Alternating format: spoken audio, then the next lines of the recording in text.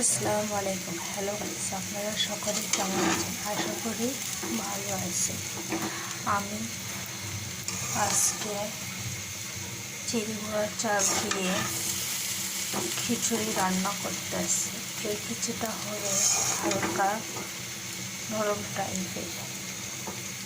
আর আমার আগে থেকে কিছু মাংস ছিল, সেটা আমি ছোট ছোট পিস করে কেটে দিয়েছি।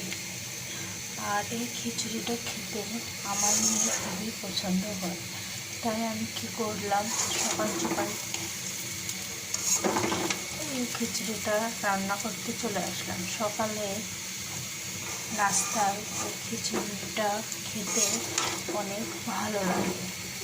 আল্লাহ হাফেজ।